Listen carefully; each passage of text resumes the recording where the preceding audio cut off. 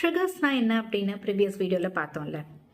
ஏன் அதை ட்ரிகர்னு சொல்கிறோம் அப்படின்னா, நம்மளோட பாஸ்டில் நடந்த ஏதோ ஒரு பெயின்ஃபுல் இன்சிடெண்ட்டை நம்மளோட பிரெயின் ஸ்டோர் பண்ணி வச்சுட்டு, அதே போல் ஏதாச்சும் ஒரு சிமிலர் இன்சிடெண்ட் இப்போ ப்ரெசண்ட்டில் நடக்கிற மாதிரி தெரிஞ்சாலே உடனே உங்களோட பிரெயின் உங்களை ப்ரொடெக்ட் பண்ணுறதுக்காக ஒரு அலார்மை ஆக்டிவேட் பண்ணிடும்.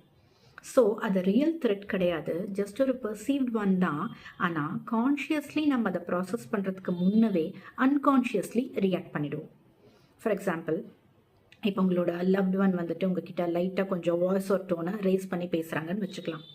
உடனே அவங்க நம்ம மேலே கோபமாக இருக்காங்க, அவங்க நம்மளை திட்டுறாங்க, நம்ம ஏதோ தப்பு பண்ணிட்டோம் போல், நம்மளை விட்டு அவங்க போயிடுவாங்க போல் அப்படின்லாம் நினச்சி பயந்து அழுறது, இல்லை அவங்க கிட்ட சண்டை போடுறது.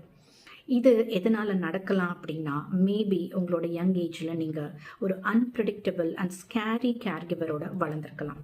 அவங்க எந்த நேரத்தில் எப்படி ரியாக்ட் பண்ணுவாங்கன்னு தெரியாமல் நீங்கள் எப்போவுமே ஒரு அலர்ட் மோட்லேயே இருந்திருக்கலாம். அதுதான் இப்போ இந்த ஒரு அடல்ட் ஸ்டேஜ்லேயும் உங்களுக்கு கண்டினியூ ஆகிட்டுருக்கு. நீங்கள் எல்லாரையும் அந்த பர்சன் மாதிரி பார்க்க ஆரம்பிச்சிருக்கலாம். ஸோ ஒன்ஸ் இது போல் அந்த அண்டர்லைங் ரூட் காஸை நம்ம ஐடென்டிஃபை பண்ணிட்டோம் அப்படின்னா, நம்மளோட அந்த மென்டல் ப்ரோக்ராமிங்கை நம்மளால் ரீஃப்ரேம் பண்ணிக்க முடியும். லைக் இது இந்த பயம் நிஜம் கிடையாது, ரியல் கிடையாது. இப்போ ப்ரெசண்ட்டில் இருக்கிற இந்த பர்சன் எனக்கு ஒரு த்ரெட் கிடையாது. நான் என்னோட அந்த ஒரு பாஸ்ட் பெயின்ஃபுல் மெமரி தான் என்னை இப்படிலாம் யோசிக்க வைக்குது அப்படின்னு அந்த ஒரு நெகட்டிவ் தாட்ஸ்லேருந்து பாசிட்டிவ் தாட்ஸ்க்கு உங்களோட பிரெயினை நீங்கள் ட்ரெயின் பண்ண முடியும். ஸோ கொஞ்சம் கொஞ்சமாக அந்த இர்ரேஷனல் ஃபியர்லேருந்தும் வெளியில் வர முடியும்.